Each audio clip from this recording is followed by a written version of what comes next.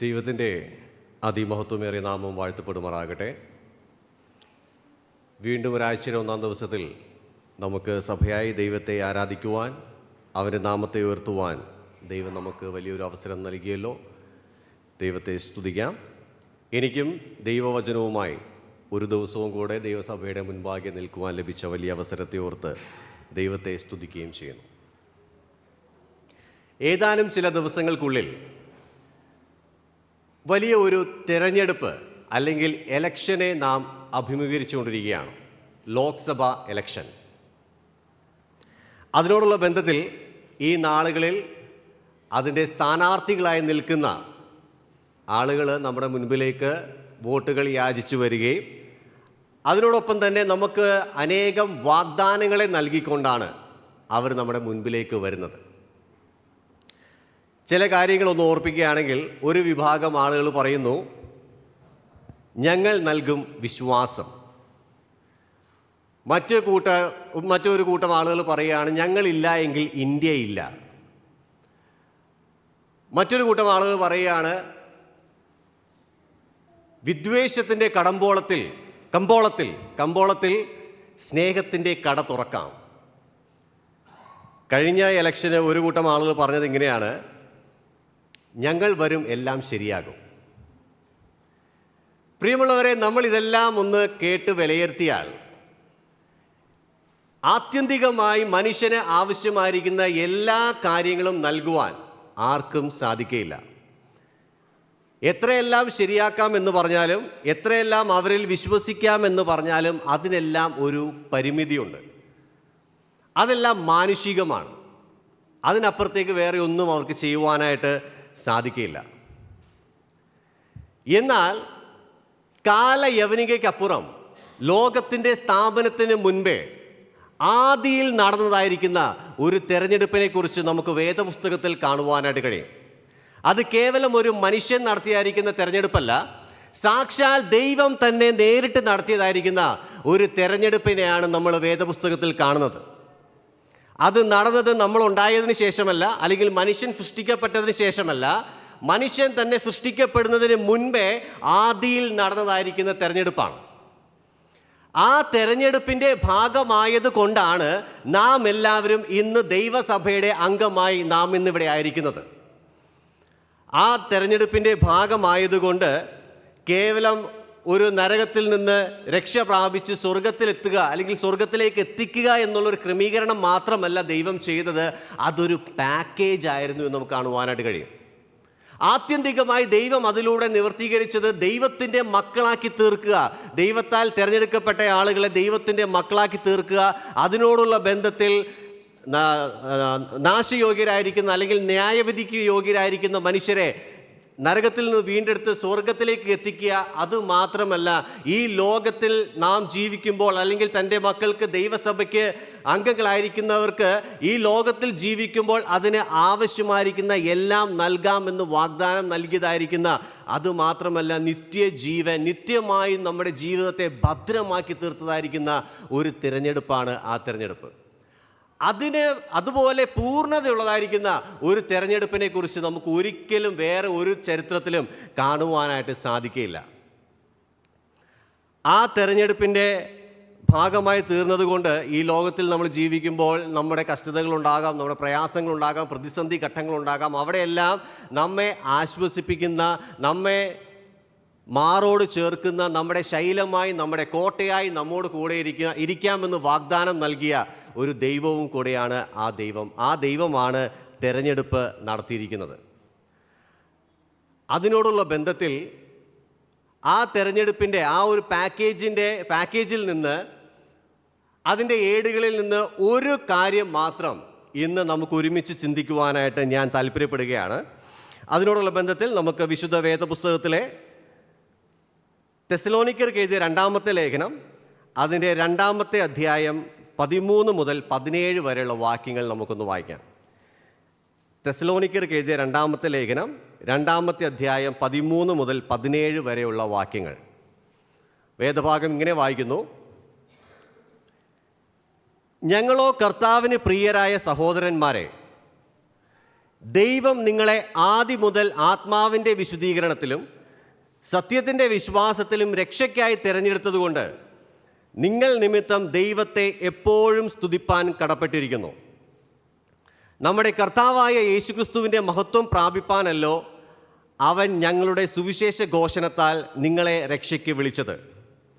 ആകയാൽ സഹോദരന്മാരെ, നിങ്ങൾ ഉറച്ചു നിന്ന് ഞങ്ങൾ വാക്കിനാലോ ലേഖനത്താലോ ഉപദേശിച്ചു തന്ന പ്രമാണങ്ങളെ മുറുകെ പിടിച്ചുകൊള്ളുവിൻ. നമ്മുടെ കർത്താവായ യേശുക്രിസ്തു താനും നമ്മെ സ്നേഹിച്ച് നിത്യാശ്വാസവും നല്ല പ്രത്യാശയും കൃപയാലെ നൽകിയിരിക്കുന്ന നമ്മുടെ പിതാവായ ദൈവവും നിങ്ങളുടെ ഹൃദയങ്ങളെ ആശ്വസിപ്പിച്ച് എല്ലാ നല്ല പ്രവൃത്തിയിലും വാക്കിലും സ്ഥിരപ്പെടുത്തുമാറാകട്ടെ. ഇന്നത്തെ എൻ്റെ പ്രസംഗത്തിന് ഞാൻ കൊടുക്കുവാനായിട്ട് ആഗ്രഹിക്കുന്ന തലക്കെട്ട് അല്ലെങ്കിൽ ശീർഷകം എന്നത് ആശ്വസിപ്പിക്കുന്ന രക്ഷ എന്നതാണ്. ആശ്വസിപ്പിക്കുന്ന രക്ഷ അല്ലെങ്കിൽ സാൽവേഷൻ ദാറ്റ് ബ്രിങ്സ് കംഫോർട്ട്. ഇന്നത്തെ എൻ്റെ ആ വിഷയത്തിലേക്ക് പോകുന്നതിന് മുൻപേ ചില മുഖവുര ഞാൻ ഈ ലേഖനത്തെ ആസ്പദമാക്കി പറയുവാനായിട്ട് ആഗ്രഹിക്കുന്നു. തെസലോനിക്ക ലേഖനം എഴുതുന്നത് ആരാണെന്ന് നമുക്കറിയാം. അപ്പോസ്തലനായ പൗലോസാണ്. പൗലോസ് ഈ ലേഖനം എഴുതുന്നത് AD 51-52 കാലഘട്ടങ്ങളിലാണ് പൗലോസ് ഈ ലേഖനം എഴുതുന്നത്. അതായത് കർത്താവായ യേശുക്രിസ്തു പുനരുദ്ധാനം പ്രാപിച്ചു പോയതിന് ശേഷം ഏകദേശം ഒരു 20 വർഷങ്ങൾക്ക് ശേഷം എഴുതുന്ന ഒരു ലേഖനമാണ് ഈ തെസലോനിക്ക ലേഖനം എന്നത്. ഈ ലേഖനത്തിൽ 3 അധ്യായങ്ങളാണ് ഉള്ളത്. ഒന്നാമത്തെ അധ്യായം നമ്മൾ പരിശോധിച്ചാൽ അവിടെ നമ്മൾ കാണുന്നത് തെസലോനിക്കയിലെ വിശ്വാസികൾ അവർ കടന്നു പോയതായിരിക്കുന്ന കഷ്ടതകൾ, പെർസിക്യൂഷൻ, അവർ കടന്നു പോയതായിരിക്കുന്ന പ്രയാസങ്ങൾ, വേദനകളിലൂടെ തെസലോനിക്കയിലെ വിശ്വാസികൾ കടന്നുപോയപ്പോൾ അവരെ ആശ്വസിപ്പിക്കുകയും അവർക്ക് ആവശ്യമായിരിക്കുന്ന പ്രബോധനങ്ങൾ കൊടുക്കുകയും കഷ്ടതയിലൂടെ കടന്നു പോകുവാനായിട്ട് അവർക്ക് ലഭിച്ച കൃപയെയും പ്രാഗൽഭ്യത്തെയും ഓർത്ത് ദൈവസന്നിധിയിൽ പ്രശംസിക്കുകയും ചെയ്യുന്ന ഒരു കാര്യമാണ് ഒന്നാമത്തെ അധ്യായം നമ്മൾ വായിക്കുമ്പോൾ നമുക്കവിടെ കാണുന്നത്. രണ്ടാമത്തെ അധ്യായം നമ്മളിന്ന് ചിന്തിക്കുവാനായിട്ട് പോകുന്ന കാര്യമാണ്. മൂന്നാമത്തെ അധ്യായത്തിലേക്ക് വരുമ്പോൾ അവിടെ നമ്മൾ കാണുന്നത് തെസലോനിക്കയിലെ വിശ്വാസികൾ അവർ ചില പ്രലോഭനങ്ങൾ അവരുടെ ജീവിതത്തിലൂടെ കടന്നു പോവുകയാണ്. ആ പ്രലോഭനങ്ങളിലൂടെ കടന്നു പോകുമ്പോൾ പൗലോസ് അവർക്ക് ആവശ്യമായിരിക്കുന്ന നിർദ്ദേശങ്ങൾ വചനത്തിൽ നിന്ന് കൊടുക്കുന്ന ഒരു ചിത്രമാണ് നമുക്ക് മൂന്നാമത്തെ അധ്യായത്തിൽ നമ്മൾ കാണുന്നത്. ഇനി രണ്ടാമത്തെ അധ്യായത്തിലേക്ക് നമ്മൾ വരുമ്പോൾ അവിടെ നമ്മൾ കാണുന്നത് തെസലോനിക്കയിലെ വിശ്വാസികൾ അവരുടെ ജീവിതത്തിൽ ചില പരീക്ഷകളെ അങ്ങനെ ദൈവം അനുവദിക്കുകയാണ്. അങ്ങനെ പരീക്ഷകളിലൂടെ കടന്നു പോകുമ്പോൾ അവരുടെ മനസ്സിൽ അവർ സ്വീകരിക്കേണ്ട അല്ലെങ്കിൽ അവരുടെ മനസ്സിൽ കരുതിയിരിക്കേണ്ട ചില കാര്യങ്ങളെക്കുറിച്ചും അതുമാത്രമല്ല അതിനാവശ്യമായിരിക്കുന്ന പ്രബോധനങ്ങളെയും നിർദ്ദേശങ്ങളുമാണ് അപ്പോസ്തലനായ പൗലോസ് രണ്ടാമത്തെ അധ്യായത്തിൽ തെസലോനിക്കയിലെ വിശ്വാസികൾക്ക് കൊടുക്കുന്നത്. ഇനി നമ്മുടെ വേദഭാഗത്തിലേക്ക് നമുക്ക് വരാം. രണ്ടാമത്തെ അധ്യായം 13 മുതൽ 17 വരെയുള്ള വാക്യങ്ങൾ. ഈ വേദഭാഗത്തെ ആസ്പദമാക്കി 2 കാര്യങ്ങളാണ് ഞാൻ ഇന്ന് പ്രധാനമായിട്ടും പങ്കുവയ്ക്കുവാനായിട്ട് ആഗ്രഹിക്കുന്നത്. ഒന്നാമത്തെ കാര്യം 13, 14, 15, 13, 14 വാക്യത്തിൽ നിന്നും, രണ്ടാമത്തെ കാര്യം 15, 16, 17 വാക്യത്തിൽ നിന്നുമാണ്. ഒന്നാമത്തെ ഒരു പ്രമാണമായിട്ട് ഞാൻ പറയുവാനായിട്ട് ആഗ്രഹിക്കുന്നത് 13, 14 വാക്യങ്ങളെ ആസ്പദമാക്കി ദൈവം നമുക്ക് രക്ഷ ഒരുക്കിയത് നന്ദി പറയുവാനും ആശ്വസിക്കുവാനും കടപ്പെട്ട വസ്തുതയാണ് എന്നതാണ്. ദൈവം നമുക്ക് രക്ഷ ഒരുക്കിയത് നന്ദി പറയുവാനും ആശ്വസിക്കുവാനും കടപ്പെട്ട വസ്തുതയാണ്. 13-ാമത്തെ വാക്യം നമ്മളൊന്ന് നോക്കിയാൽ അവിടെ ആരംഭിക്കുന്നത് ഞങ്ങളോ എന്ന് പറഞ്ഞുകൊണ്ടാണ്. ഞങ്ങളോ എന്ന വാക്ക് ഉപയോഗിച്ചുകൊണ്ടാണ് പൗലോസ് ആ വാക്യം ആരംഭിക്കുന്നത്. അതുകൊണ്ട് തന്നെ നമുക്ക് ഓട്ടോമാറ്റിക്കലി മനസ്സിലാക്കാം നിങ്ങളോ എന്ന് പറയുന്ന മറ്റൊരു ഗ്രൂപ്പ് ഉണ്ടെന്നുള്ള കാര്യം നമുക്ക് മനസ്സിലാക്കാം. ഞങ്ങളോ എന്ന് പറയുമ്പോൾ നിങ്ങളെന്ന് പറയുന്ന മറ്റൊരു ഗ്രൂപ്പ് ഉണ്ടായിരിക്കണമല്ലോ. ആരാണ് ഈ നിങ്ങളെന്ന് പറയുന്ന ഗ്രൂപ്പ്? അത് നമുക്ക് മനസ്സിലാക്കണമെങ്കിൽ ഒന്നാമത്തെ വാക്യം മുതൽ, അതായത് രണ്ടാമത്തെ അധ്യായത്തിൻ്റെ ഒന്നാമത്തെ വാക്യം മുതൽ 12 വരെയുള്ള വാക്യങ്ങൾ നമ്മൾ പരിശോധിച്ചാൽ ആരാണ് ഈ നിങ്ങൾ എന്നത് നമുക്ക് മനസ്സിലാക്കുവാനായിട്ട് സാധിക്കും. ആരാണ് നിങ്ങൾ? അവിടെ പൗലോസ് വളരെ വ്യക്തമായിട്ട് പറയുന്നുണ്ട്, കർത്താവിൻ്റെ നാൾ അടുത്തിരിക്കുന്നു. അതിനോടുള്ള ബന്ധത്തിൽ അധർമ്മമൂർത്തി അല്ലെങ്കിൽ എതിർ ക്രിസ്തു, അന്തിക്രിസ്തു എന്ന വ്യക്തി വെളിപ്പെടും. അദ്ദേഹം വെളിപ്പെട്ടതിന് ശേഷം അദ്ദേഹം ഒരു എതിരാളിയായിരുന്നു കൊണ്ട് തൻ്റെ ഏകാധിപത്യത്തിലൂടെ താനൊരു ദൈവമാണെന്ന് നടിച്ചുകൊണ്ട് ദൈവാലയത്തിൽ ഇരുന്ന് താനൊരു ഭരണം അങ്ങ് നടത്തും. ആ ഭരണത്തിന് ശേഷം ദൈവം വച്ചിരിക്കുന്ന ന്യായവിധി അത് രക്ഷിക്കപ്പെടാത്തതായിട്ടുള്ള ആളുകൾക്ക് ദൈവം വച്ചിരിക്കുന്നു, അങ്ങനെ ഒരു ന്യായവിധി ദൈവം നടത്തും എന്ന ഒരു കാര്യവും അതിനോടുള്ള ബന്ധത്തിൽ ന്യായവിധിക്ക് വിധേയരായിരിക്കുന്ന ആളുകളെ ചൂണ്ടിക്കാണിച്ചുകൊണ്ടാണ് പൗലോസ് ഇവിടെ നിങ്ങളെന്ന് പറയുന്ന മറ്റൊരു ഗ്രൂപ്പിനെ കുറിച്ച് അവിടെ പൗലോസ് പറയുന്നത്. അവരുടേതായിരിക്കുന്ന ദയനീയ അവസ്ഥയെക്കുറിച്ചും അവരുടെ അന്ധകാരത്തിൻ്റെതായിരിക്കുന്ന ജീവിതത്തെക്കുറിച്ചും പൗലോസ് പറഞ്ഞതിന് ശേഷം പൗലോസ് ഞങ്ങളോ എന്ന് പറഞ്ഞ് തെസ്സലോനിക്കയിലെ വിശ്വാസികളെയും കൂടെ കൂട്ടിച്ചേർത്ത് പൗലോസ് അവിടെ ചില കാര്യങ്ങൾ ആശ്വാസവചനമായിട്ട് തെസ്സലോനിക്കയിലെ വിശ്വാസികളോട് പറയുകയാണ്. ഇവിടെ ഒരു ട്വിസ്റ്റ് നമുക്ക് കാണാം. അതായത് അന്ധകാരത്തിൽ നിന്ന് വെളിച്ചത്തിലേക്ക് പൗലോസ് അങ്ങനെ തെസ്സലോനിക്കയിലെ വിശ്വാസികളെ പ്രബോധിപ്പിക്കുകയാണ്. ഇന്ന് നാം അന്ധകാരത്തിൽ ജീവിക്കുന്നവരല്ല, നാം ഇന്ന് വെളിച്ചത്തിൽ ജീവിക്കുന്നവരാണ് എന്നുള്ള ഒരു ആശ്വാസ വചനം അവിടെ പറഞ്ഞുകൊണ്ടാണ് പൗലോസ് ഞങ്ങളോ എന്ന് പറഞ്ഞ് തുടങ്ങുന്നത്. ഞങ്ങളോ എന്ന് പറഞ്ഞ് പൗലോസ് തുടങ്ങിയതിന് ശേഷം അവിടെ പറയുന്നത് കർത്താവിന് പ്രിയരായ സഹോദരന്മാരെ എന്നാണ്. കർത്താവിന് പ്രിയരായ സഹോദരന്മാരെ. കർത്താവിന് പ്രിയരായ സഹോദരന്മാർ ആരാണ്? ദൈവസഭയിലേക്ക് ക്ഷണം ലഭിച്ച അല്ലെങ്കിൽ ദൈവസഭയുടെ അംഗമായിരിക്കുന്ന വ്യക്തികൾ മാത്രമാണ് കർത്താവിന് പ്രിയരായ സഹോദരന്മാർ എന്ന് പറയുന്നത്. ഒരു ചെറിയ ഒരു ഉദാഹരണത്തിലൂടെ നമുക്കതൊന്ന് ചിന്തിക്കാം. പിതാവായ ദൈവത്തിന് ആരെയാണ് ഏറ്റവും കൂടുതൽ ഇഷ്ടമായിട്ടുള്ളത്? നമുക്കറിയാമല്ലോ. ആരെയാണ് പിതാവായ ദൈവത്തിന് ഏറ്റവും ഇഷ്ടമുള്ളത്? കർത്താവായ യേശുക്രിസ്തുവിനെയാണ്. നിസ്സംശയം നമുക്ക് പറയാനായിട്ട് സാധിക്കും. എന്നാൽ പിതാവായ ദൈവം കർത്താവായ യേശുക്രിസ്തുവിനെ എത്രമാത്രം സ്നേഹിച്ചുവോ അതേ അളവിൽ തന്നെ സ്നേഹിച്ചതായിരിക്കുന്ന ഒരു കൂട്ടം ആളുകളുണ്ട്. അതാരാണ്? കർത്താവിൻ്റെ സഭയാണ്. അതുകൊണ്ട് പിതാവായ ദൈവം കർത്താവിനെ എത്രമാത്രം സ്നേഹിച്ചുവോ അതേ അളവിൽ തന്നെയാണ് നമ്മളെയും പ്രിയരാക്കി ദൈവസഭയുടെ ഭാഗമാക്കി ദൈവം നിലനിർത്തിയിരിക്കുന്നത്. അതുകൊണ്ട് നമുക്ക് മനസ്സിലാക്കുവാൻ സാധിക്കും നമ്മൾ എത്രയോ പ്രിയരായിരിക്കുന്ന വ്യക്തികളാണ് ദൈവസന്നിധിയിൽ. എത്രയോ ഭാഗ്യകരമായിരിക്കുന്ന അവസ്ഥയിലേക്കാണ് ദൈവം നമ്മളെ വിളിച്ചിരിക്കുന്നത്. അങ്ങനെ ഭാഗ്യകരമായിരിക്കുന്ന അവസ്ഥയിലേക്ക് നമ്മളെ നയിക്കുവാൻ ദൈവം ചെയ്ത 2 കാര്യങ്ങളെക്കുറിച്ചാണ് നമ്മൾ താഴോട്ട് പിന്നെ വായിക്കുന്നത്. 2 കാര്യങ്ങളെക്കുറിച്ച്. ഒന്നെന്താണ്? ആത്മാവിൻ്റെ വിശുദ്ധീകരണം. ആത്മാവിൻ്റെ വിശുദ്ധീകരണം. എന്താണ് ആത്മാവിൻ്റെ വിശുദ്ധീകരണം എന്നത്? ഇവിടെ വേദശാസ്ത്രികൾ അതിനെക്കുറിച്ച് പറയുന്നത് ഇവിടുത്തെ ആത്മാവിൻ്റെ വിശുദ്ധീകരണം എന്നതുകൊണ്ട് ഉദ്ദേശിക്കുന്നത് ഒരു വേർപാട്, ഒരു വേർതിരിച്ച് നിർത്തുന്ന ഒരു ക്രമീകരണം. അത് ചെയ്തത് നമ്മളാരുമല്ല, അത് ദൈവം തന്നെ ചെയ്തെടുത്ത ഒരു കാര്യമാണ്. കാരണം എന്താണ്? അവിടെ തന്നെ വ്യക്തമായിട്ട് പറയുന്നുണ്ട് ഇത് സംഭവിച്ചത് എപ്പോഴാണ്? നമ്മൾ ജനിച്ചപ്പോഴാണോ? അല്ല, ആദിയിൽ സംഭവിച്ചതായിരിക്കുന്ന കാര്യമാണ്. ആദിയിൽ സംഭവിച്ചതായിരിക്കുന്ന കാര്യത്തെക്കുറിച്ച് നമ്മൾ പറയുമ്പോൾ ആ വാക്ക് നമ്മളൊന്ന് ചിന്തിക്കുന്നത് നല്ലതാണ്. ആദി എന്നുള്ള ചില വാക്കുകൾ നമുക്ക് വേദപുസ്തകത്തിൽ മറ്റു ഭാഗത്ത് കാണുവാനായിട്ട് സാധിക്കും. ഉൽപ്പത്തി പുസ്തകം 1-ാമത്തെ അധ്യായം അതിൻ്റെ 1-ാമത്തെ വാക്യം നമ്മൾ വായിച്ചാൽ അവിടെ നമ്മൾ കാണുന്നത് എന്താണ്? ആദിയിൽ ദൈവം ആകാശവും ഭൂമിയും സൃഷ്ടിച്ചു. യോഹന്നാൻ എഴുതിയ സുവിശേഷം 1-ാമത്തെ അധ്യായം 1-ാമത്തെ വാക്യത്തിൽ നമ്മൾ വായിക്കുന്നത് ആദിയിൽ വചനം ഉണ്ടായിരുന്നു, വചനം ദൈവത്തോട് കൂടെയായിരുന്നു, വചനം ദൈവമായിരുന്നു. അപ്പോൾ ഈ ക്രമീകരണമെല്ലാം എപ്പോഴാണോ സംഭവിച്ചത് അതിനോട് ചേർന്ന് തന്നെ സംഭവിച്ച കാര്യമാണ് ദൈവത്തിൻ്റെ തിരഞ്ഞെടുപ്പ് എന്നുള്ളതായിരിക്കുന്ന കാര്യം. അത് മാത്രമല്ല, ദൈവം നമ്മളെ വിശുദ്ധീകരണത്തിന് വേണ്ടി മാറ്റി വച്ചു എന്നുള്ള ക്രമീകരണം ദൈവം നടത്തിയത് അത് ആദിയിൽ നടത്തിയ ഒരു ക്രമീകരണമാണ്. അതിനോടുള്ള ബന്ധത്തിൽ അത് നമുക്ക് ഒരിക്കലായി സംഭവിച്ച കാര്യമാണ് എന്ന് നമുക്ക് മനസ്സിലാക്കുവാനായിട്ട് കഴിയും. അതുമാത്രമല്ല, ആ ഒരു ക്രമീകരണം ദൈവം നടത്തിയതോടുകൂടെ അതിൻ്റെ ഭാഗമായി തീർന്ന വ്യക്തികൾക്ക് നിത്യമായിരിക്കുന്ന ന്യായവിധിയിൽ നിന്ന് ഉള്ള വീണ്ടെടുപ്പ്. അതുമാത്രമല്ല, കൊരിന്ത്യർക്ക് എഴുതിയ ലേഖനം 1-ാമത്തെ അധ്യായം അതിൻ്റെ 12-ാമത്തെ അധ്യായം 27-ാമത്തെ വാക്യത്തിൽ നമ്മൾ വായിക്കുന്നത് പോലെ നാം ക്രിസ്തുവിൻ്റെ ശരീരത്തിൻ്റെ ഭാഗമാകുന്നു എന്നാണ്. അങ്ങനെ ഒരു വിളിയും കൂടെയാണ് ദൈവം നമ്മുടെ മേൽ നടത്തിയിരിക്കുന്നത്. തെസ്സലോനിക്കയിലെ വിശ്വാസികളുടെ മേൽ ദൈവം എന്തു വിളിയാണോ നടത്തിയത് അതേ വിളി തന്നെയാണ് വർത്തമാനകാലത്ത് ജീവിക്കുന്ന നമ്മുടെ മേലും ദൈവം നടത്തിയായിരിക്കുന്ന വിളി എന്നത്. അതുകൊണ്ട് നമ്മുടെ ആ പദവി എത്രയോ വലിയൊരു പദവിയാണ് പ്രിയമുള്ളവരെ. നമുക്ക് അതിനോടുള്ള ബന്ധത്തിൽ ഒരു വാക്യം നമുക്കൊന്ന് വായിക്കാം. പത്രോസ് എഴുതിയ 1-ാമത്തെ ലേഖനം 2-ാമത്തെ അധ്യായം 9-ാമത്തെ വാക്യം.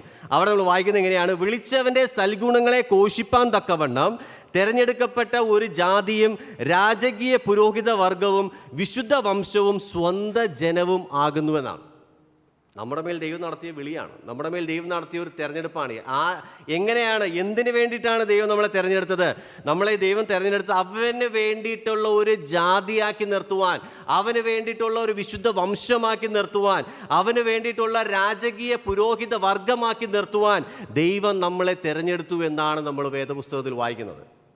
ഈ കാര്യങ്ങൾ കേൾക്കുമ്പോൾ നമുക്കൊരു ആശ്ചര്യം, ദൈവത്തോട് ഉള്ളായിരിക്കുന്ന ഒരു കടപ്പാട്, ദൈവത്തോടുള്ളായിരിക്കുന്ന സ്നേഹം നമുക്ക് വർദ്ധിക്കേണ്ടത് വളരെ ആവശ്യമാണ് പ്രിയമുള്ളവരെ. ദൈവം നമ്മളെ അതിനായിട്ട് സഹായിക്കുമാറാകട്ടെ. 2-ാമത്തെ കാര്യമായിട്ട് നമുക്കിവിടെ കാണുന്നത് ആത്മാവിൻ്റെ വിശുദ്ധീകരണത്തിലും എന്നത് 1-ാമത്തെ കാര്യം. 2-ാമത്തേത് സത്യത്തിൻ്റെ വിശ്വാസത്തിലും എന്നതാണ്. സത്യത്തിൻ്റെ വിശ്വാസത്തിലും എന്ന് പറയുമ്പോൾ ആ ക്രമീകരണം അത് ആദിയിൽ സംഭവിച്ചു എന്നാണ് നമ്മൾ കാണുന്നത്. അത് ആദി മുതൽ എന്ന് പറഞ്ഞതിന് ശേഷം സത്യത്തിൻ്റെ വിശ്വാസവും അതിനോട് കൂടെ ചേർത്ത് തന്നെയാണ് പൗലോസ് ഇവിടെ പറയുന്നത് നമുക്ക് കാണുവാനായിട്ട് കഴിയും. ഈ സത്യത്തിൻ്റെ വിശ്വാസം എന്ന് പറയുമ്പോൾ എന്താണ് സത്യത്തിൻ്റെ വിശ്വാസം എന്ന ചോദ്യമുണ്ട് അല്ലേ? എന്താണ് സത്യത്തിൻ്റെ വിശ്വാസം? അതിനോടുള്ള ബന്ധത്തിൽ നമുക്ക് ഈ 2-ാമത്തെ അധ്യായം അതിൻ്റെ 1 മുതൽ 12 വരെയുള്ള വാക്യങ്ങളിൽ 10-ാമത്തെ വാക്യം നമ്മൾ വായിക്കുന്നത് ഇങ്ങനെയാണ്: അവർ രക്ഷിക്കപ്പെടുവാൻ തക്കവണ്ണം സത്യത്തെ സ്നേഹിച്ച് കൈക്കൊള്ളായികയാൽ തന്നെ അങ്ങനെ ഭവിക്കും. അവർ എന്ന് പറയുന്ന, അല്ലെങ്കിൽ അങ്ങനെ എന്ന് പറയുമ്പോൾ, അവർ എന്ന് പറയുമ്പോൾ അത് മറ്റൊരു ഗ്രൂപ്പ്, അതായത് ജാതികളായിരിക്കുന്ന, ദൈവത്തെ അറിയാത്തതായിരിക്കുന്ന ആളുകളെക്കുറിച്ച് പറയുന്ന ഒരു കാര്യമാണ്. അവർ രക്ഷിക്കപ്പെടുവാൻ തക്കവണ്ണം സത്യത്തെ സ്നേഹിച്ച് കൈക്കൊള്ളായികയാൽ. അപ്പം രക്ഷിക്കപ്പെടുവാനായിട്ട് എന്ത് ക്രമീകരണമാണോ ദൈവം വച്ചിരിക്കുന്നത്, അത് വിശ്വസിക്കാത്തതായിട്ടുള്ള ആളുകൾ സത്യത്തെ വിശ്വസിക്കാത്തവരും അത് വിശ്വസിക്കുന്നവർ സത്യത്തെ വിശ്വസിക്കുന്നവരുമാണ്. അതായത് രക്ഷിക്കപ്പെടുവാനായിട്ട് എന്ത് ക്രമീകരണമാണോ ദൈവം വച്ചിരിക്കുന്നത് അത് സ്വീകരിക്കാത്തവരെ എല്ലാം സത്യത്തിൻ്റെ വിശ്വാസത്തെ ത്യജിക്കുന്നവരാണ് എന്ന് നമുക്ക് മനസ്സിലാക്കുവാനായിട്ട് കഴിയും. അത് സ്വീകരിക്കുന്നവർ സത്യത്തിൻ്റെ വിശ്വാസത്തെ സ്വീകരിക്കുന്നവരാണ്. അത് മാത്രമല്ല, വിശ്വാസത്തിൽ വളരുക എന്നുള്ളൊരു ക്രമീകരണം ദൈവം വച്ചിരിക്കുന്ന ഒരു ക്രമീകരണമാണ്. നമ്മളൊരു ഉദാഹരണം പറയുകയാണെങ്കിൽ, നമ്മളൊരു പുതിയതായിട്ട് ഒരാളെ പരിചയപ്പെട്ടു എന്ന് വിചാരിക്കുക. നമ്മളൊരാളെ പരിചയപ്പെട്ട് കഴിഞ്ഞാൽ ആ വ്യക്തിയെ ആദ്യം കാണുമ്പോൾ തന്നെ നമ്മൾ പൂർണ്ണമായും അങ്ങ് വിശ്വസിക്കുമോ? ഇല്ല, ഒരിക്കലും വിശ്വസിക്കുകയില്ല. നമ്മൾ അദ്ദേഹമായിട്ട് പരിചയപ്പെടുന്നു, നമ്മൾ അദ്ദേഹമായിട്ട് അടുത്ത് ഇടപെടുന്നു. അങ്ങനെ ചില നാളുകൾ കൊണ്ട് സംഭവിക്കുന്ന ഒരു കാര്യമാണ് അദ്ദേഹത്തോടുള്ള വിശ്വാസം എന്ന് പറയുന്നത്. അതുപോലെ തന്നെ ദൈവത്തെ നമ്മൾ കൂടുതലായിട്ട് അറിയുന്നത് കൊണ്ട്, കൂടുതലായിട്ട് നമ്മൾ അറിയുമ്പോൾ ദൈവത്തോടുള്ള വിശ്വാസവും ഓരോ നിമിഷവും ഓരോ ദിവസവും വർദ്ധിച്ചു വരേണ്ടതായിരിക്കുന്ന ഒരു കാര്യവും കൂടിയാണ് പ്രിയമുള്ളവരെ. നമ്മളൊക്കെ അതിനായിട്ട് ശ്രദ്ധിക്കാൻ ദൈവം നമ്മളെ സഹായിക്കുമാറാകട്ടെ.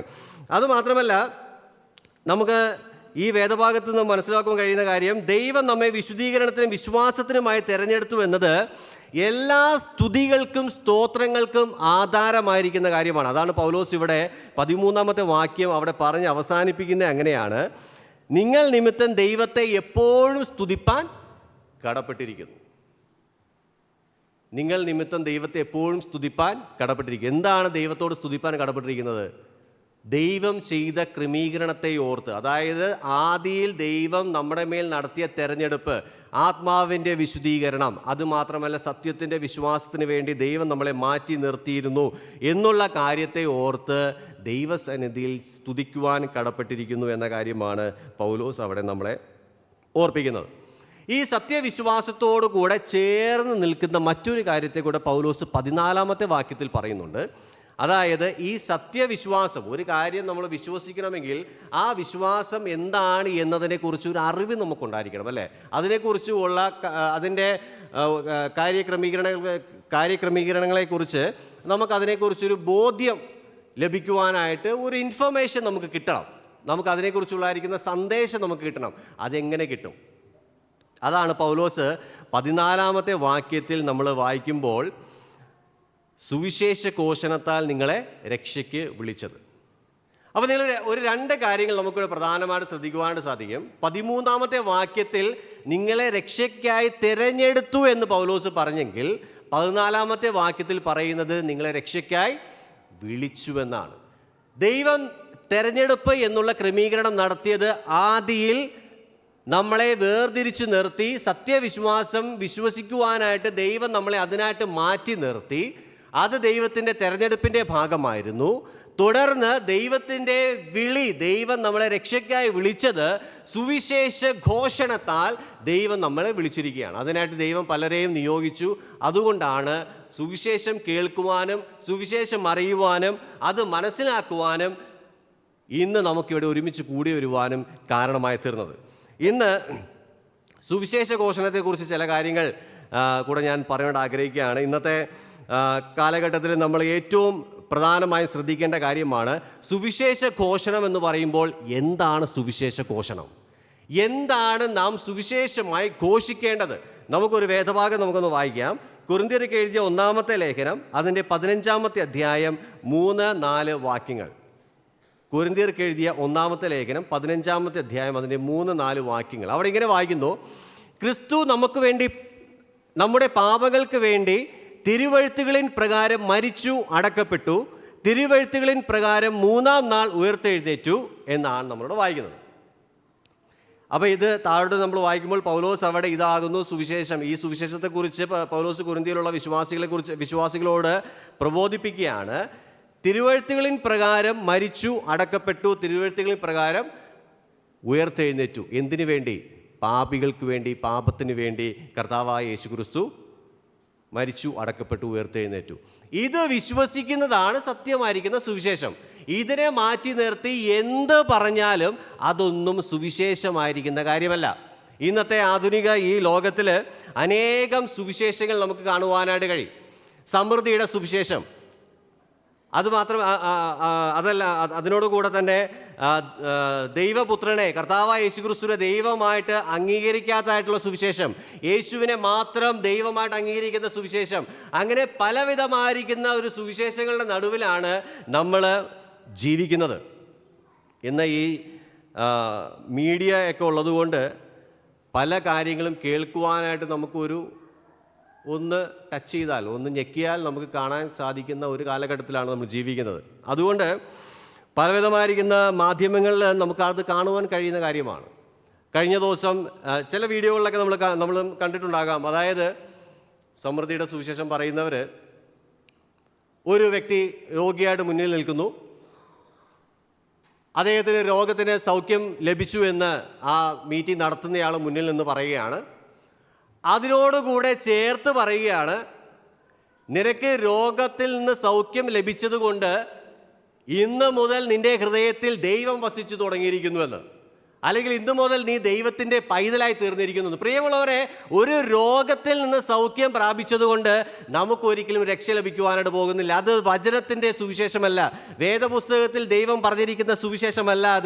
അത് എന്ന് പറയുന്നത് വ്യാജ സുവിശേഷമാണ്. അത് സമൃദ്ധിയുടെ സുവിശേഷം എന്ന് പറയുന്നത് ദൈവം അംഗീകരിച്ചിട്ടുള്ള സുവിശേഷമല്ല. എന്താണ് സത്യസുവിശേഷം?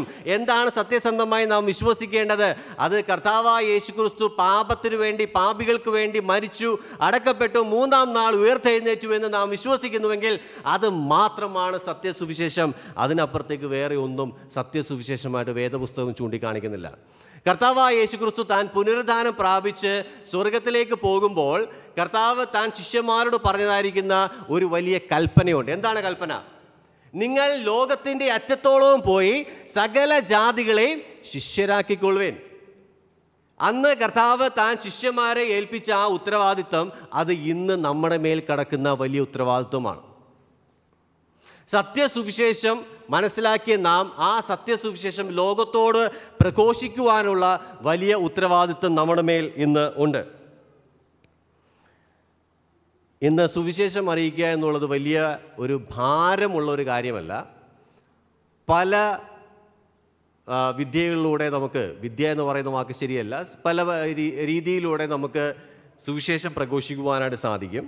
ഒരു 10-20 വർഷം മുമ്പാണെങ്കിൽ നമുക്കൊരു ഭവന സന്ദർശനം അല്ലെങ്കിൽ ഓപ്പൺ എയർ മീറ്റിംഗ് ഇങ്ങനെയുള്ള കാര്യങ്ങൾ മാത്രമേ ഉണ്ടായിരുന്നുള്ളൂ. എന്നാൽ ഇന്ന് അതിനോട് കൂടെ തന്നെ നമുക്ക് ഈ ഓൺലൈൻ മാധ്യമങ്ങളിലൂടെ അനേക സുവിശേഷ പ്രഘോഷണങ്ങൾ നമ്മുടെ രക്ഷിക്കപ്പെട്ടിട്ടില്ലാത്ത ആളുകളുടെ മുൻപിലേക്ക് എത്തിക്കുവാനായിട്ട് സാധിക്കും.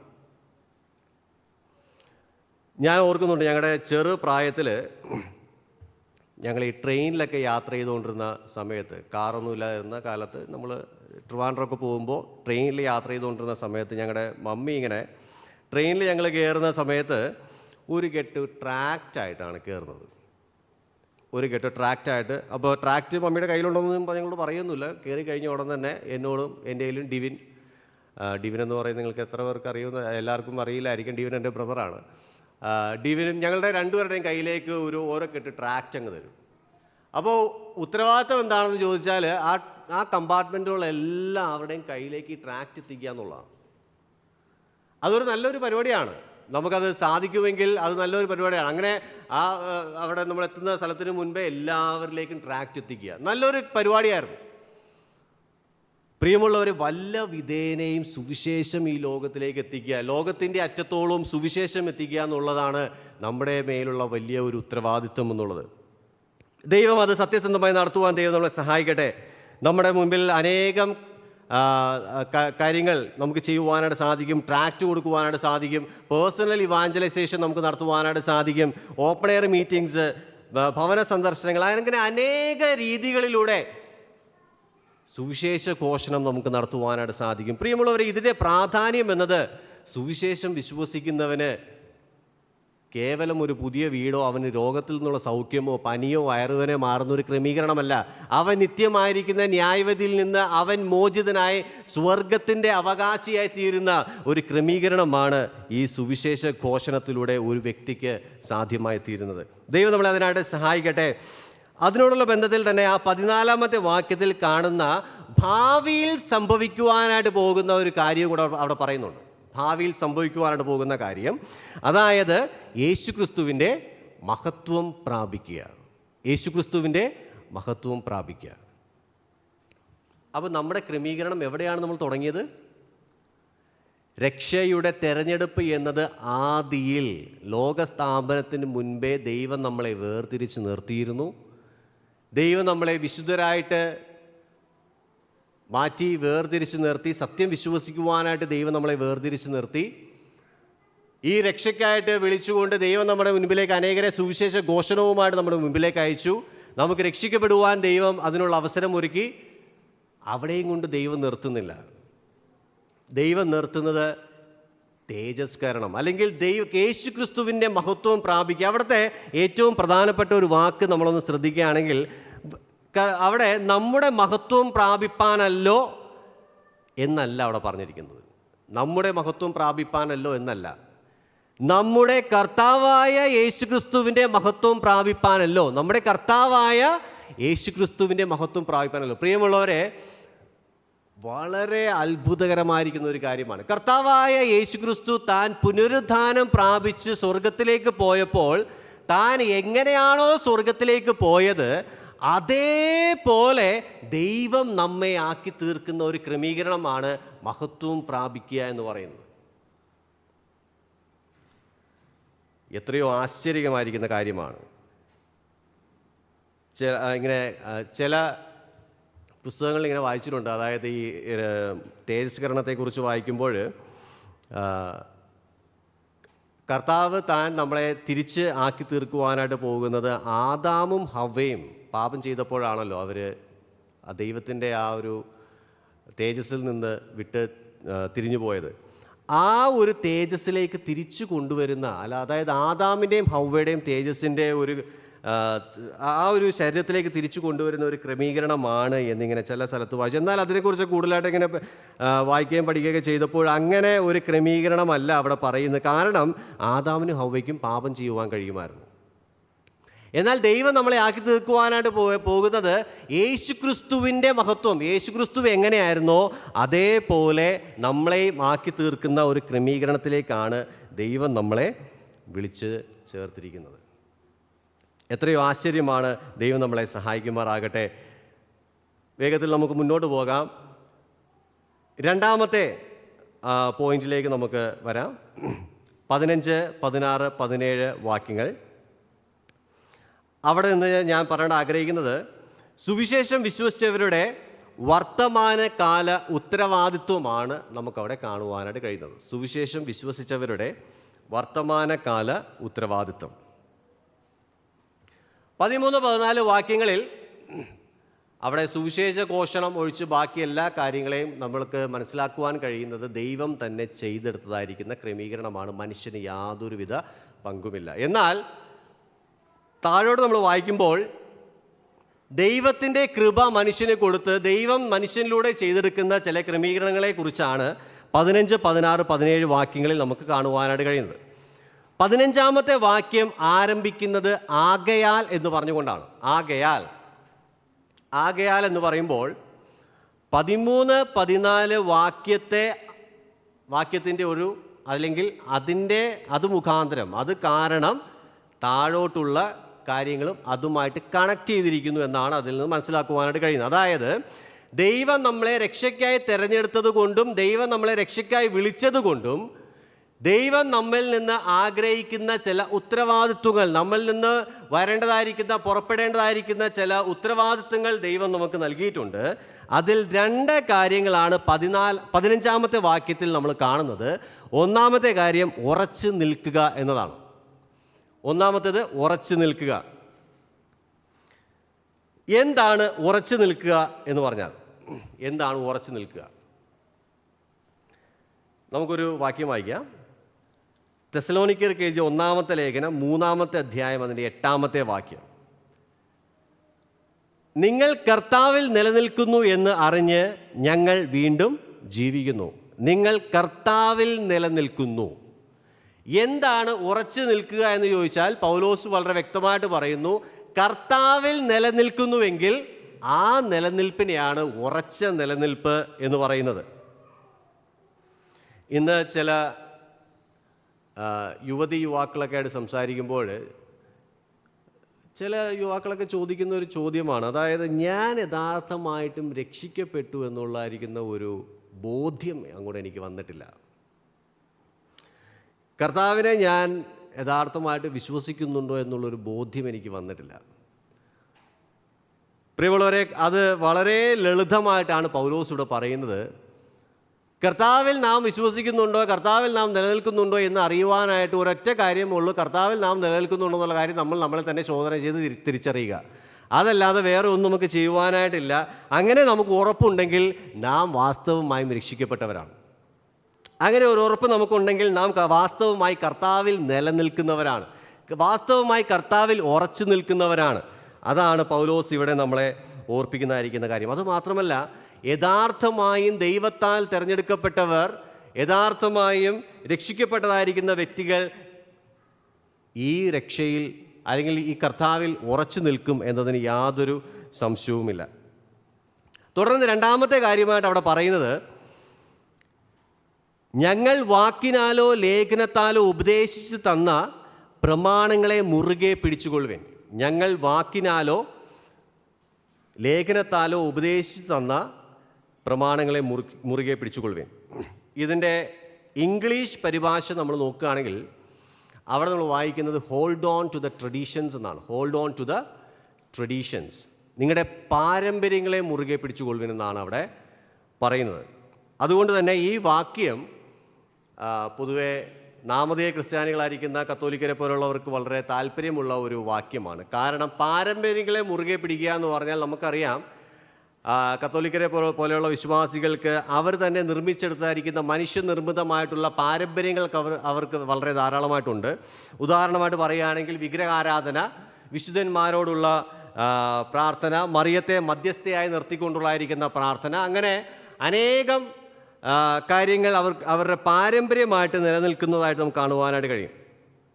ഒരിക്കൽ ഞങ്ങൾ ഇങ്ങനെ ഒരു കല്യാണത്തിന് പോയി നിൽക്കുകയാണ്.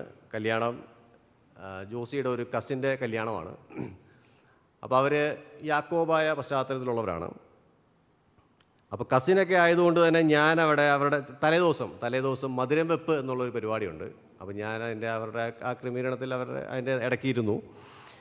അപ്പോൾ അവരുടെ പള്ളിയിൽ അച്ഛനൊക്കെ വന്നിരുന്നതിന് ശേഷം എല്ലാവരും കൂടി ഇങ്ങനെ പ്രാർത്ഥിക്കാനായിട്ട് എഴുന്നേറ്റതും എല്ലാവരും കൂടി തിരിഞ്ഞിങ്ങനെ നിപ്പായി, നേരെ വട്ടം തിരിഞ്ഞ് നിൽപ്പ്.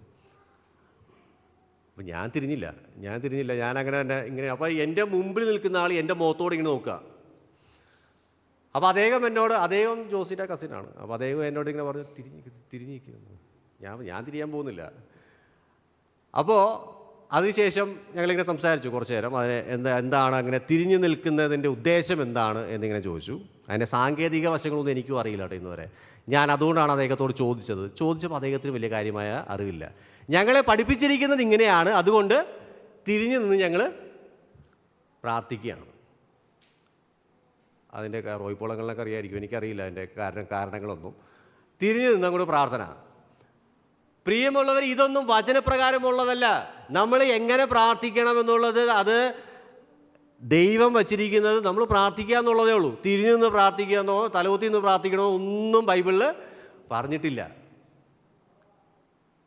അപ്പോൾ മനുഷ്യനിർമ്മിതമായിരിക്കുന്ന പാരമ്പര്യങ്ങളെ ഒന്നും നമ്മൾ സ്വീകരിക്കേണ്ടതായിട്ടുള്ള ആവശ്യമില്ല. പൗലോസ് ഇവിടെ പറയുന്നതായിരിക്കുന്ന പ്രമാണങ്ങൾ അല്ലെങ്കിൽ പ്രമാണങ്ങളെ മുറുകെ പിടിക്കുക എന്ന് പറയുന്ന പൗലോസിൻ്റെ പാരമ്പര്യം എന്നത് കേവലം താൻ നിർമ്മിച്ചെടുത്തായിരിക്കുന്ന പാരമ്പര്യമല്ല, മറിച്ച് ദൈവത്തിൻ്റെ പരിശുദ്ധാത്മാവിനാൽ തനിക്ക് വെളിപ്പെട്ട് കിട്ടിയതായിരിക്കുന്ന പാരമ്പര്യമാണ് അപ്പോസ്തലനായ പൗലോസിൻ്റെ പാരമ്പര്യം എന്ന് പറയുന്നത്. ആ പ്രമാണങ്ങളെയാണ് മുറുകെ പിടിക്കുവാനായിട്ട് പൗലോസ് പറയും. എന്താണ് പ്രമാണങ്ങൾ? വേദപുസ്തകത്തിൽ എന്താണോ എഴുതപ്പെട്ടിരിക്കുന്നത് അത് മാത്രമാണ് പ്രമാണങ്ങൾ. അതിൻ്റെ വിശദാംശങ്ങളിലേക്കൊന്നും നമ്മൾ പോകുന്നില്ല. മുന്നോട്ട് ചില കാര്യങ്ങളും കൂടി ചിന്തിക്കേണ്ടതായിട്ടുണ്ടല്ലോ. അപ്പോൾ 2 കാര്യങ്ങളാണ് പ്രധാനമായിട്ടും പൗലോസ് ഇവിടെ പറയുന്നു: ഉറച്ചു നിൽക്കുക, അതുപോലെ തന്നെ പ്രമാണങ്ങളെ മുറുകെ പിടിക്കുക. 16-17 വാക്യങ്ങളിലേക്ക് നമ്മൾ വരുമ്പോൾ, അങ്ങനെ ഉറച്ചു നിൽക്കുകയും ദൈവിക പ്രമാണങ്ങളെ മുറുകെ പിടിക്കുകയും ചെയ്യുന്നതായിരിക്കുന്ന വ്യക്തികളുടെ ജീവിത അനുഭവങ്ങൾ എങ്ങനെയായിരിക്കുമെന്നാണ് 16-17 വാക്യങ്ങളിൽ നമ്മൾ കാണുന്നത്. ജീവിത അനുഭവങ്ങളും ആ മനുഷ്യരുടെ, അതായത് ദൈവസഭയുടെ അംഗമായിട്ടുള്ള രക്ഷിക്കപ്പെട്ടവരുടെ ഉത്തരവാദിത്വവുമായിട്ട് വളരെ കണക്റ്റഡ് ആയിരിക്കുന്ന കാര്യമാണ്. കാരണം നമ്മളവിടെ വായിക്കുന്നത് നമ്മുടെ കർത്താവായ യേശുക്രിസ്തു താനും നമ്മെ സ്നേഹിച്ചു എന്നാണ്. താനും നമ്മെ സ്നേഹിച്ചു. ഈ ദൈവസ്നേഹം എന്ന് പറയുന്ന ആ ഒരു പരിപാടി, ഈ കർത്താവിൽ ഉറച്ചു നിൽക്കുകയും ദൈവിക പ്രമാണങ്ങളെ മുറുകെ പിടിക്കുന്നതും ചെയ്യുന്നതിലൂടെ ദൈവസ്നേഹം നമ്മിലൂടെ പ്രദർശിപ്പിക്കേണ്ടത് വളരെ ആവശ്യമാണ്. അപ്പോൾ എന്താണ് ദൈവസ്നേഹം എന്ന ചോദ്യമുണ്ട്. എന്താണ് ദൈവസ്നേഹം, അല്ലെങ്കിൽ കർത്താവായ യേശുക്രിസ്തു നമ്മോട് കാണിച്ച സ്നേഹം എന്താണ്? അതിന് വലിയ വിശദാംശങ്ങൾ നമുക്ക് ആവശ്യമില്ല. നമുക്ക് വളരെ വ്യക്തമായിട്ട് അറിയാവുന്ന കാര്യമാണ്. ഫിലിപ്പിയർക്ക് എഴുതിയ ലേഖനം 2-ാമത്തെ അധ്യായം അതിൻ്റെ 6 മുതൽ 8 വരെയുള്ള വാക്യങ്ങൾ വായിച്ചാൽ നമുക്കത് വ്യക്തമായിട്ട് നമുക്കവിടെ മനസ്സിലാകും. അവിടെ കർത്താവായ യേശുക്രിസ്തു നമ്മോട് കാണിച്ച സ്നേഹത്തിൻ്റെ ഒരു ചിത്രം നമുക്കവിടെ വായിക്കാവുന്നതാണ്.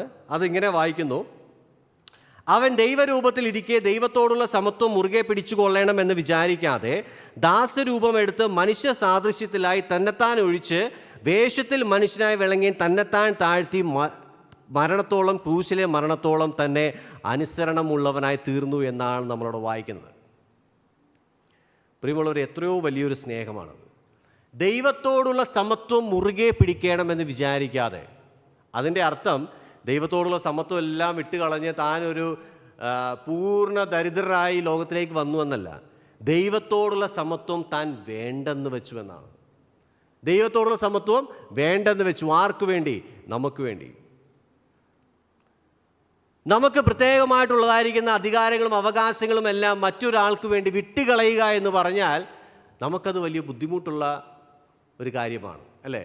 എന്നാൽ ഈ സർവത്തെയും സർവത്തെ സൃഷ്ടിച്ച് അവയെല്ലാം പരിപാലിക്കുകയും ചെയ്തുകൊണ്ടിരുന്നവനായിരിക്കുന്ന കർത്താവ് ദൈവത്തോടുള്ള സമത്വം വേണ്ട എന്ന് വെച്ചുകൊണ്ട് ഈ താഴ്ന്ന ലോകത്തിലേക്ക് വന്ന് ഇറങ്ങി ക്രൂശിലെ മരണത്തോളം തന്നെ നമുക്ക് വേണ്ടി അവൻ താഴ്ത്തപ്പെട്ടവനായി തീർന്നു എന്നതാണ് യഥാർത്ഥമായ കർത്താവിൻ്റെ സ്നേഹം. ആ സ്നേഹം നമ്മളിലൂടെ പ്രദർശിപ്പിക്കുക എന്നതാണ് നമ്മുടെ ഈ ലോകത്തിലുള്ളതായിരിക്കുന്ന ഒരു വലിയ ഉത്തരവാദിത്വമായിട്ട് പൗലോസ് നമ്മളെ ഓർപ്പിക്കുന്നത്. 2-ാമത്തേതായിട്ട് നമ്മൾക്ക് അവിടെ കാണുവാനായിട്ട് കഴിയുന്നത് നിത്യ ആശ്വാസം എന്നതാണ്. അത് നമ്മുടെ ഒരു അനുഭവമാണ്. നിത്യ ആശ്വാസം. യോഹന്നാൻ എഴുതിയ സുവിശേഷം 4-ാമത്തെ അധ്യായം 14-ാമത്തെ വാക്യത്തിൽ കർത്താവായ യേശുക്രിസ്തുവും ശമരിയക്കാരത്തി സ്ത്രീയും തമ്മിലുള്ളതായിരിക്കുന്ന ഒരു സംഭാഷണം നമുക്കവിടെ കാണാം. ഞാൻ എൻ്റെ കഴിഞ്ഞ പ്രസംഗത്തിൽ അത് പറഞ്ഞതാണ്. അവിടെ നമ്മൾ കാണുന്നത്, ഞാൻ കുടിക്കുന്ന വെള്ളം കുടിക്കുന്നവന് പിന്നെ ഒരിക്കലും ദാഹിക്കയില്ല എന്നാണ് അവിടെ കർത്താവ് ശമര്യക്കാരത്തി സ്ത്രീയോട് പറയുന്നത്. കർത്താവായ യേശുക്രിസ്തുവിൽ വിശ്വസിക്കുന്നതിലൂടെ അല്ലെങ്കിൽ രക്ഷയ്ക്ക് തിരഞ്ഞെടുക്കപ്പെട്ടവരായിരിക്കുന്ന നമ്മൾ ഓരോരുത്തരും ദൈവം നൽകിയിരിക്കുന്ന നിത്യമായിരിക്കുന്ന ആശ്വാസം അല്ലെങ്കിൽ നിത്യമായിരിക്കുന്ന ജീവൻ അവകാശമായി ലഭിച്ച ഒരു കൂട്ടം ആളുകളാണ് നമ്മൾ. അതുകൊണ്ട് നമ്മുടെ ജീവിതം എത്രയോ ഭദ്രമാക്കി ദൈവം വച്ചിരിക്കുന്നു. ആ ദൈവത്തെ നമുക്ക് സ്തുതിക്കുകയും മഹത്വപ്പെടുത്തുകയും ചെയ്യാം. മൂന്നാമത് ഒരു കാര്യം കൂടെ നമുക്ക് അവിടെ കാണുവാനായിട്ട് കഴിയും, നല്ല പ്രത്യാശ. ദൈവത്തിൻ്റെ സ്നേഹം, നിത്യമായ ആശ്വാസം, നല്ല പ്രത്യാശ. അതിനെക്കുറിച്ച് തീത്തോസ് എഴുതിയ ലേഖനം 2-ാമത്തെ അധ്യായം 12-ാമത്തെ വാക്യത്തിൽ നമ്മൾ വായിക്കുന്നത്, നമ്മളെ വിളിച്ചിരിക്കുന്നത് ഭാഗ്യകരമായ ഒരു പ്രത്യാശയിലേക്കെന്നാണ്. നമ്മളെ വിളിച്ചിരിക്കുന്നത് ഭാഗ്യകരമായ ഒരു പ്രത്യാശയിലേക്ക്. പ്രിയമുള്ളവരെ, നമ്മളിതെല്ലാം പറയുമ്പോഴും വാസ്തവമായി ആ ഒരു പ്രത്യാശയുടെ അനുഭവമുള്ളവരാണോ നമ്മൾ? നമ്മുടെ ഈ ലോകത്തിലുള്ളായിരിക്കുന്ന ജീവിതത്തിന് ശേഷം നിത്യകാലം, നിത്യ യുഗങ്ങൾ കർത്താവിനോടുകൂടെ വാഴുവാനായിട്ട് ദൈവം നമ്മളെ വിളിച്ചിരിക്കുന്നു. ആ ഒരു അനുഭവം ഈ ലോകത്തിൽ നമ്മൾ ജീവിക്കുമ്പോൾ നമ്മുടെ ജീവിതത്തിൻ്റെ ഒരു അനുഭവമായി തീർന്നിട്ടുണ്ടോ? തീത്തോസ് പറയുന്ന പോലെ നമ്മളെ അവൻ വിളിച്ചിരിക്കുന്നത് ഭാഗ്യകരമായ, ഈ ലോകത്തിൽ നമ്മൾ എന്തെല്ലാം ഭാഗ്യമായി കാണുന്നുണ്ടെങ്കിലും അതെല്ലാം നമ്മുടെ ഈ ലോകത്തിലെ ജീവിതത്തോടുകൂടി അവസാനിക്കുന്നതാണ്. എന്നാൽ ദൈവത്താൽ തിരഞ്ഞെടുക്കപ്പെട്ട് ദൈവത്തിൻ്റെ സഭയുടെ അംഗങ്ങളാക്കി തീർത്തിരിക്കുന്ന നമുക്ക് പ്രത്യേകമായിരിക്കുന്ന ഒരു ഭാഗ്യഗണത്തിലേക്കാണ് ദൈവം നമ്മളെ വിളിച്ചിരിക്കുന്നത്. ആ ഭാഗ്യകരമായ അവസ്ഥ എന്നത് അതിനൊരു അവസാനമില്ല എന്ന് പറയുമ്പോൾ തന്നെ അതിനൊരു ആദിയുമില്ല. കാരണം ദൈവം ആദിയിൽ നമ്മെ തിരഞ്ഞെടുത്ത് വച്ചിരിക്കുകയാണ്. അതിനൊരു അവസാനമില്ലാതെ വണ്ണം ദൈവം നമ്മെ തിരഞ്ഞെടുത്ത് വച്ചിരിക്കുകയാണ്. ഇന്ന് ഈ ഇലക്ഷനോടുള്ള ബന്ധത്തിൽ ഈ നാളുകളിൽ നമ്മുടെ മുമ്പിലേക്ക് വരുന്ന സ്ഥാനാർത്ഥികളെല്ലാം എന്തെല്ലാം വാഗ്ദാനങ്ങൾ നൽകിയാലും അടുത്തൊരു 5 വർഷത്തേക്ക് ചില കാര്യങ്ങൾ അവർ ചെയ്തെന്ന് വരാം. ആ ചെയ്യുന്ന കാര്യങ്ങളൊന്നും പൂർണ്ണമായിട്ടും അവർ ചെയ്യുകയില്ല. അതിനുശേഷം അടുത്ത 5 വർഷത്തേക്ക് അടുത്ത ഒരു കൂട്ടം ആളുകൾ വരും.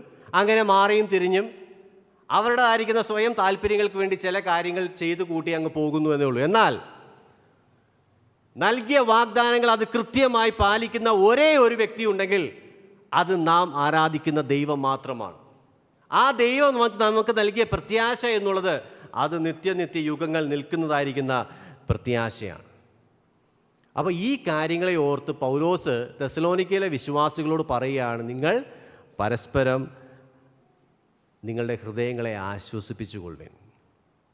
ഇതാണ് നമുക്ക് ലഭിച്ച രക്ഷയുടെ ആശ്വാസം എന്ന് പറയുന്നത്.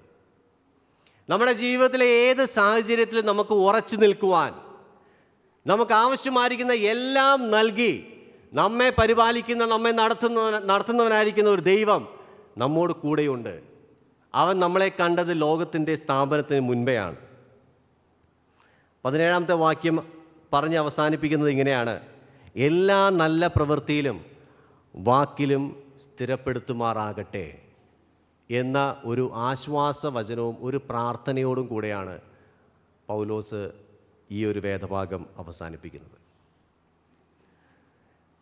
രക്ഷയ്ക്കായി തിരഞ്ഞെടുക്കപ്പെട്ട നമ്മൾ, രക്ഷയ്ക്കായി വിളിക്കപ്പെട്ടവരായിരിക്കുന്ന നമ്മൾ ഉറച്ചു നിൽക്കേണ്ടതും അവൻ്റെ പ്രമാണങ്ങളെ പാലിക്കേണ്ടതും, അതുമാത്രമല്ല ദൈവസ്നേഹത്തെ പ്രദർശിപ്പിക്കേണ്ടവരും, നിത്യമായ ആശ്വാസം നമ്മുടെ അനുഭവമാക്കി ദൈവം തീർത്തവനും, നല്ല പ്രത്യാശ നമ്മുടെ ജീവിതത്തിൽ നൽകി നമ്മളെ അനുഗ്രഹിച്ചിരിക്കുന്നവനും, അതുമാത്രമല്ല ഇങ്ങനെയുള്ള ഒരു ജീവിതത്തിൻ്റെ ഭാഗമാക്കി ദൈവം നമ്മളെ ആക്കി വെച്ചിരിക്കുമ്പോൾ നമ്മുടെ ജീവിതത്തിലൂടെ പുറപ്പെടേണ്ടത് നല്ല പ്രവൃത്തിയും നല്ല വാക്കുകളും ആയിരിക്കണം. C.S. ലൂയിസ് പറഞ്ഞായിരിക്കുന്ന ഒരു കാര്യം, ഒരു മനുഷ്യൻ്റെ ജീവിതത്തിൽ താൻ അനുഭവിക്കുന്നതായിരിക്കുന്ന പരീക്ഷകൾ ഒരു പക്ഷേ തനിക്ക് തിരിച്ചറിയുവാനായിട്ട് സാധിക്കില്ല. ഇപ്പം നമുക്കൊരു വലിയൊരു കഷ്ടത വന്നു എന്ന് വിചാരിക്കുക. തനിക്ക് ഒരിക്കലും അത് ഒരു കഷ്ടത വന്നാൽ അതൊരു ദൈവത്തിൻ്റെ അത് നമുക്ക് അനുവദിച്ചിരിക്കുന്ന ഒരു പരീക്ഷണമാണെന്ന് ചിന്തിക്കാം. എന്നാൽ താൻ പറഞ്ഞത് കുറച്ചുകൂടെ ആഴങ്ങളിലേക്ക് ചെന്ന് താൻ പറഞ്ഞായിരിക്കുന്ന ഒരു കാര്യമുണ്ട്. നമ്മൾ ഒരു ദൈവീകമായിരിക്കുന്ന എന്തെങ്കിലും ഒരു കാര്യത്തിൽ ഏർപ്പെടുകയാണെങ്കിൽ, ഉദാഹരണം ഒരു സുവിശേഷ പ്രവർത്തനത്തിനായിട്ട് പോവുകയാണെങ്കിൽ, അല്ലെങ്കിൽ ഒരു സഭായോഗത്തിനോ പ്രാർത്ഥനാ മീറ്റിങ്ങിനോ നമ്മൾ പോവുകയാണെങ്കിൽ, സ്വാഭാവികമായിട്ട് നമ്മുടെ ഹൃദയത്തിലേക്ക് ചില ചിന്തകൾ വരും. അതിൽ നിന്ന് പിൻവലിക്കുന്ന ചില ചിന്തകൾ വരും. ഇന്ന് നീ അതിന് പോകേണ്ട ആവശ്യമില്ല, നീ അതിന് പോയില്ലെങ്കിലും അങ്ങനെ ആ ഒരു മീറ്റിംഗ് അവിടെ നടക്കും, അതിന് മറ്റു ചില ആളുകളുണ്ടല്ലോ, നീ അതിന് പോകേണ്ട ആവശ്യം എന്താണ് എന്നുള്ളതായിരിക്കുന്ന പലവിധമായിരിക്കുന്ന ചിന്തകൾ നമ്മുടെ ഹൃദയത്തിലേക്ക് വരാം. അപ്പോൾ നമ്മൾ ചിന്തിക്കുന്ന ഒരുപക്ഷെ നമ്മൾ പിൻവലിഞ്ഞു പോയേക്കാം. എന്നാൽ C.S. ലൂയിസ് പറഞ്ഞ ഒരു കാര്യമുണ്ട്, അത് നിങ്ങളുടെ ജീവിതത്തിൽ സാത്താൻ്റെ ഒരു പ്രവർത്തനമാണ്. നമ്മൾ ബാബുങ്ങൾ പറഞ്ഞതുപോലെ രക്ഷയുടെ കവചം എടുത്ത് മുറുകെ കെട്ടേണ്ടത് നമുക്ക് ആവശ്യമായിട്ടിരിക്കുന്നു. അങ്ങനെയുള്ള സന്ദർഭത്തിൽ താൻ പറഞ്ഞൊരു കാര്യമുണ്ട്, C.S. ലൂയിസ് പറഞ്ഞായിരിക്കുന്ന ഒരു കാര്യമുണ്ട്, Satan's major business is deception. സാത്താൻ്റെ ഏറ്റവും വലിയ പ്രവർത്തനം എന്നത് വഞ്ചന എന്നുള്ളതാണ്. നമ്മളെ വല്ല വിധനെയും വഞ്ചിച്ച് പടികുഴിയിലിടുക എന്നുള്ളതാണ് സാത്താൻ്റെ ഏറ്റവും വലിയ ഒരു പ്രവർത്തനമായിട്ടിരിക്കുന്നത്. നിങ്ങൾക്ക് ഒരുപക്ഷെ ഈ ഒരു വ്യക്തിയെ നിങ്ങൾ കണ്ടിട്ടുണ്ടാവും. ഇദ്ദേഹത്തിൻ്റെ പേര് നിക് വുജിക് എന്നാണ് ഇദ്ദേഹത്തിൻ്റെ പേര്. നിങ്ങൾ കണ്ടിട്ടുണ്ടാവും, യൂട്യൂബിലൊക്കെ ഒരുപാട് വീഡിയോസ് ഉണ്ട്. ഇദ്ദേഹത്തിന് നിങ്ങൾ ശ്രദ്ധിച്ചാൽ 2 കൈകളുമില്ല, 2 കാലുകളുമില്ല. താൻ ജനിച്ച് ചില നാളുകൾക്ക് ശേഷം തന്നെയൊക്കെ 2 കൈകളും കാലുകളും ഇല്ല എന്ന് കണ്ടതിന് ശേഷം തൻ്റെ വലിയൊരു പ്രാർത്ഥനയായിരുന്നു, ദൈവമേ എനിക്ക് കൈകളും കാലുകളും തരണമേ എന്നത്. എന്നാൽ ദൈവം തനിക്ക് കൈകളും കാലുകളും കൊടുത്തില്ല. തൻ്റെ ചെറുപ്രായത്തിൽ തന്നെ തൻ്റെ പിതാവ് ഒരു ക്യാൻസർ രോഗം ബാധിച്ച് ലോകത്തിൽ നിന്ന് മാറ്റപ്പെട്ടു. തുടർന്ന് താൻ വിവാഹം കഴിച്ചു. തൻ്റെ ഭാര്യ അടുത്ത് നിൽക്കുമ്പോൾ തൻ്റെ ഏറ്റവും വലിയ സങ്കടമായിരുന്നു തൻ്റെ ഭാര്യയെ ചേർത്ത് പിടിക്കുവാൻ കഴിയുന്നില്ലല്ലോ എന്നത്. അതിനുശേഷം തനിക്ക് മക്കളുണ്ടായി. മക്കൾ തന്നോട് ചോദിക്കുമായിരുന്നു, ഡാഡിക്ക് ഞങ്ങളെ പിടിക്കുവാനായിട്ട് സാധിക്കുന്നില്ലല്ലോ. ഇതെല്ലാം കേൾക്കുമ്പോൾ തൻ്റെ പ്രാർത്ഥന എന്നത്, കർത്താവ് എനിക്ക് കൈകളും കാലുകളും തന്നിരുന്നെങ്കിൽ. എന്നാൽ കൈകളും കാലുകളും ദൈവം കൊടുത്തില്ല. അതിനോട് ചേർത്ത് താൻ പറയുന്ന ഒരു കാര്യമുണ്ട്, ഈ ലോകത്തിൽ തനിക്ക് കൈകളും കാലുകളും ഇല്ല എങ്കിലും തനിക്ക് കൈകളും കാലുകളും എല്ലാം വരുന്ന ഒരു ദിവസം തൻ്റെ മുൻപിലുണ്ട്. അത് ലോകത്തോട് വിളിച്ച് പറയുന്ന ഒരു വ്യക്തിയാണ് അദ്ദേഹം. ഇന്ന് ലോകത്തിൻ്റെ അറ്റത്തോളവും പോയി അനേക വേദികളിൽ സുവിശേഷം പ്രസംഗിക്കുന്ന ദൈവത്തിൻ്റെ വിലയേറിയ ഒരു ദാസനാണ്. പ്രിയമുള്ളവരെ, നമ്മുടെ കുറവുകൾ നമ്മുടെ പ്രത്യാശയിൽ നിന്ന് നമ്മളെ തളർത്തുന്നുണ്ടോ? അതോ നമ്മുടെ കുറവുകൾ, നമ്മുടെ ജീവിതത്തിലെ കഷ്ടതകൾ, പ്രയാസങ്ങൾ നമ്മുടെ പ്രത്യാശ വർദ്ധിപ്പിക്കുന്നുണ്ടോ? ദൈവം നമ്മളെ സഹായിക്കട്ടെ. നമ്മളിന്ന് ചിന്തിച്ച കാര്യങ്ങൾ ഞാൻ വേഗത്തിലൊന്ന് കൺക്ലൂഡ് ചെയ്ത് ഞാൻ അവസാനിപ്പിക്കുവാനായിട്ട് ആഗ്രഹിക്കുന്നു. നമ്മളെ ആശ്വസിപ്പിക്കുന്ന രക്ഷ എന്ന കാര്യമാണ് നമ്മളിന്ന് ചിന്തിച്ചത്. അതിനോടുള്ള ബന്ധത്തിൽ ദൈവം നമുക്ക് ഒരുക്കിയതായിരിക്കുന്ന രക്ഷ എന്നത് ദൈവത്തിന് നന്ദി പറയുവാനും അതിൽ ആശ്വസിക്കുവാനും കടപ്പെട്ടതായിരിക്കുന്ന ഒരു വസ്തുതയാണ്. രണ്ടാമത് നമ്മൾ ചിന്തിച്ചു, സുവിശേഷം വിശ്വസിച്ചവരുടെ വർത്തമാനകാല ഉത്തരവാദിത്വം. ഇത് രണ്ടും ഒരുമിച്ച് പോകേണ്ടതായിരിക്കുന്ന കാര്യമാണ്. രക്ഷിക്കപ്പെട്ടു, ഇനി നമ്മൾ എന്തെങ്കിലും ചെയ്തു കൂട്ടി മുന്നോട്ട് ജീവിക്കാമെന്നല്ല. ദൈവം നമ്മളിലൂടെ ചെയ്തെടുക്കുന്ന കാര്യത്തിൽ ദൈവത്തോടുകൂടെ ചേർന്ന് നിന്ന് ദൈവസന്നിധിയിൽ വിനയപ്പെട്ട് ദൈവകൃപയിൽ ആശ്രയിച്ച് നമ്മുടെ ജീവിതങ്ങൾ മുന്നോട്ട് പോകേണ്ടത് ആവശ്യമാണ്. അതാണ് ദൈവം നമ്മിൽ നിന്ന് ആഗ്രഹിക്കുന്ന കാര്യം. ദൈവം നമ്മൾ അതിനായിട്ട് സഹായിക്കട്ടെ.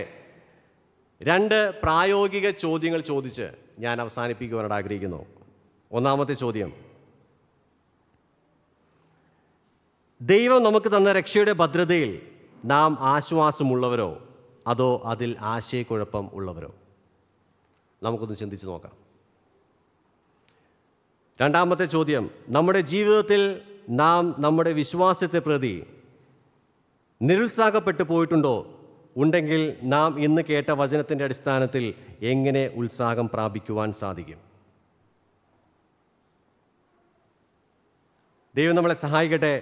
ഈ ലോകത്തിൽ നമുക്ക് കഷ്ടതകളും പ്രയാസങ്ങളുമുണ്ട്.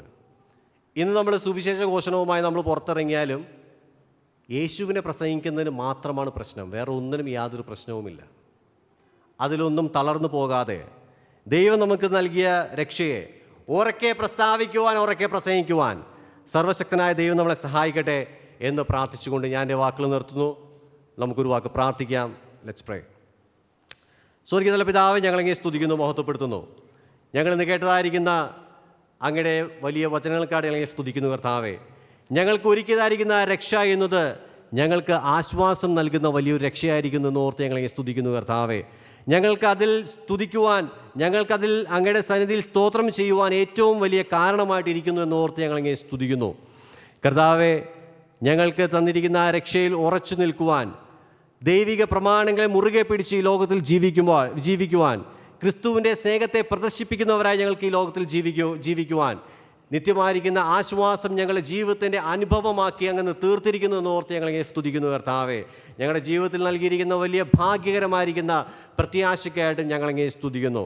ഈ ലോകത്തിൽ ഞങ്ങൾ ജീവിക്കുമ്പോൾ താൽക്കാലികമായിരിക്കുന്ന പരീക്ഷകളും കഷ്ടതകളും പ്രയാസങ്ങളും ഉണ്ടെങ്കിലും നിത്യമായിരിക്കുന്ന ഒരു ജീവിതം ഞങ്ങൾക്ക് വേണ്ടി ഒരുക്കിയിരിക്കുന്നു എന്നോർത്ത് ഞങ്ങളെങ്ങനെ സ്തുതിക്കുന്നു കർത്താവേ.